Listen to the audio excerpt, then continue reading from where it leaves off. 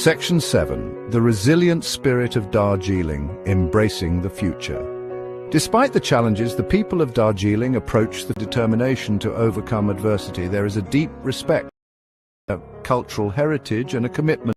They are working together to find. Section 8. A call to our hands. It is our collective responsibility to protect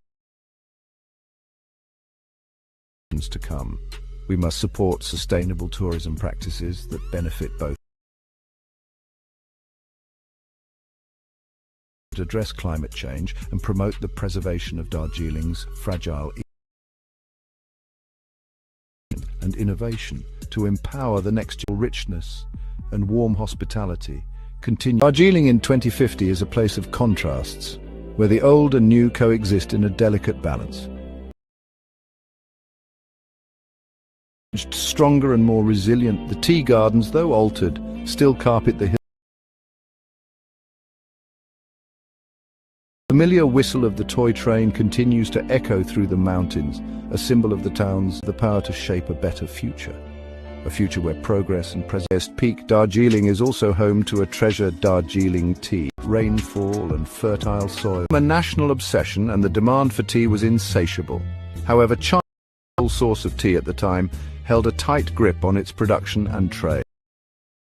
On China for a commodity so deeply ingrained in British society was a source of both economic and political anxiety for the British Empire. To secure a stable supply of tea and reduce their reliance on China, the British began exploring alternative locations for tea cultivation. India, with its vast land and diverse climate, emerged as a prime candidate. The East India Company, already a dominant force in India, saw an opportunity to further expand its influence and profits by establishing a tea industry within the empire.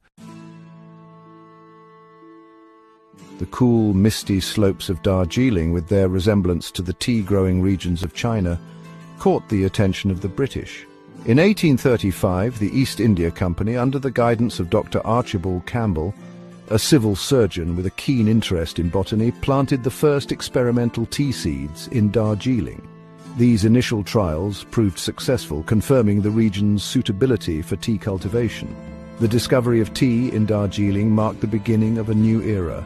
Land was cleared, tea nurseries were established, and skilled workers were brought in from China and Nepal to share their knowledge of tea cultivation and processing.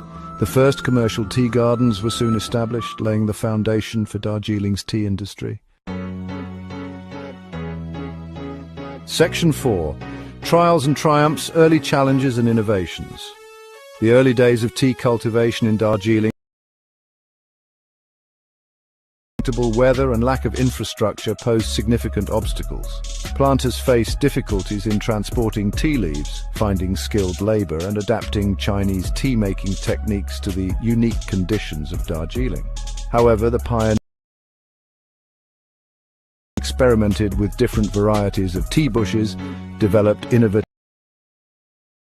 overcame the initial hurdles.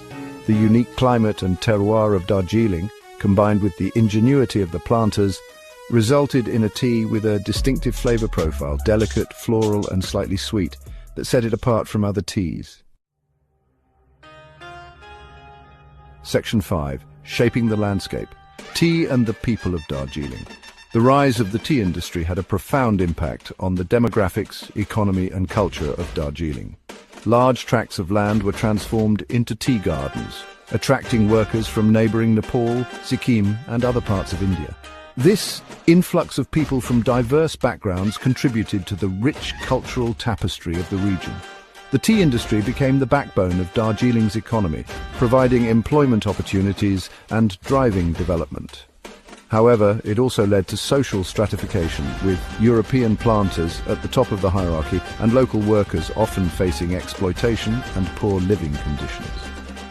The struggle for workers' rights and better living conditions